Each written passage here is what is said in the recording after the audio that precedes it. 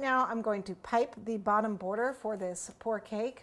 This is a 10-inch cake, and I'm using a number 10 tube. I'm just going to pipe small shells. Well, I guess they wouldn't be that small with a 10. Let me start over here so you can see it. And I'm just going to, whoops, just going to do a bottom border. You're actually probably not going to see much of it with the frill on. That's why you have to do it first before you do the frill. So you're only going to see bits and pieces of it. And the reason I do a frill, of course, is to hide a really nasty bottom of a cake. I'm ready to start my frill now that I have the bottom border on. So I've just got some red fondant that I'm kneading up. And then I'm going to add some Tylose or CMC. And what it does is it makes the fondant a little firmer, dries a little faster, but it makes it a little firmer and more elastic, like gum paste. If you don't have CMC or Tylose powder, you can actually mix the fondant with half gum paste, so 50-50. 1 part fondant, 1 part gum paste, and use that. It's so you can make the frill thinner and it holds its shape better. And take a little bit of this.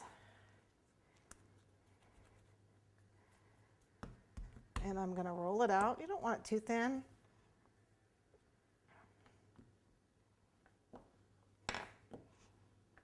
Now, I measured around my cake. It's about 31¼ inches. It's a 10-inch cake. So I want a Garret Frill, if I'm going to put 6 of them on there, to be just a hair over 5 inches. 5¼ to be exact. A little less. Okay, that feels pretty good. And then I've got my little cutter here. Make sure that the fondant is not sticking to the table here. And you want to cut it out.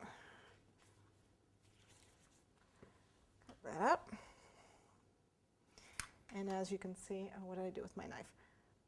We'll just use this. It's what's handy. You just peel that up. And we got that center. Isn't that pretty? So if you've got a cutter that's like that, flower cutter, by all means use it. Now what I want to do is I actually want to cut this. There we go. And now I want to frill it. So I can take a toothpick if you've got, you can use a pointed end of your stick if you've got it. But I want to frill this. So keeping it towards the edge with the end of the toothpick, I'm going to put a little bit of shortening on this toothpick so it doesn't stick to my fondant. I don't want it sticking. Okay, right on the edge. You just roll it back and forth like that, just once or twice, and then lift it up. Just once or twice, and lift it up. And all I'm doing is just making it frill. There we go. I'll put it close to the edge here for me. Just once or twice, and make sure you don't stick your toothpick into your fondant. You don't want to stick it down, you want to keep it up.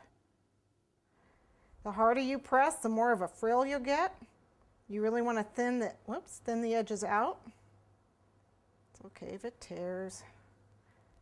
And so you can see it's kind of frilly, very nice. And then what I can do is I can actually play with that with the toothpick. See how you can lift that up?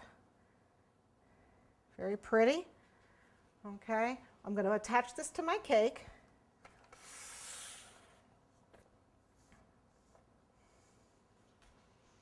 A little bit of water, so I'm actually going to flip it over. And just put a little bit of water. This happens to be a rolled buttercream cake, but you can do it on a fondant cake.